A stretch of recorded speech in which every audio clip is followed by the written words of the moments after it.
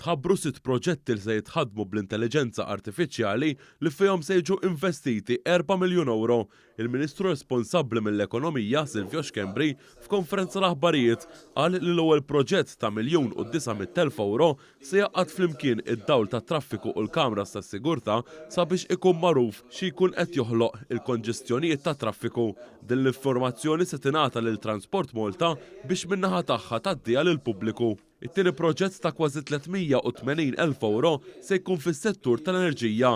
Se ssir ħidma mal-Aġenzija ARMS mal-Eni Malta u mal-Korporazzjoni għas-Servizzi tal-Ilma biex tinħareġ dejta sabiex jitjieb l-operat u tonqos il-ħela fil-qasam tal-enerġija. It-tielet proġett b'investiment ta' kważi 600,000 euro se jinvolvi chatbot fuq is-sit ta' servizz.gov sabiex wieħed jikseb informazzjoni u servizz mill-kumdita ta' daru.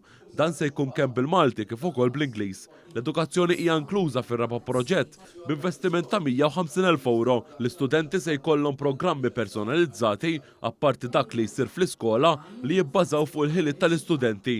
B'investiment ta' 300,000 euro fil-qasam tas-saħħa se ssir ħidma ma' Central Procurement and Supplies Unit sabiex issir sistema tal-ippjanar biex ma jkunx hemm nuqqas fil-provvisti tal-mediċini f'pajjiżna. Is-sitt proġett jiffoka fuq turiżmu b'investiment ta' 800,000 euro se tinħoloq sistema biex tigwida lit-turisti sabiex ikunu jistgħu jżuru postijiet skont l-interessi partikolari tagħhom.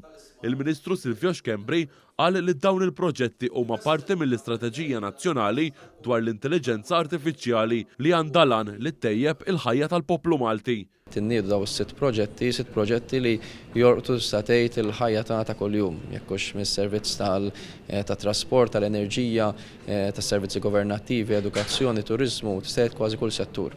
Il-Kap Eżekuttiv tal-Awtorità Maltija għall-Innovazzjoni Diġitali, Kenneth Brinkat, qal li dawn l-inizjattivi huma kollana ta' proġetti li qed isiru sabiex juru li t-teknoloġija u l-intelligenza artifiċjali huma magħna fil-ħajja ta' kuljum. F'dan ir-rigward għandna ħsieb li biex fix-xew li ġejjin se nkunu qed inniedu kampanja edukattiva u informattiva lill-pubbliku mhux biss lill-tfal imma adolescenti u anke adulti biex ikunu jafu eżattament dawn it-teknoloġiji innovattivi li qed joħorġu ta' kuljum x'inhuma u kif jistgħu jgħinuna.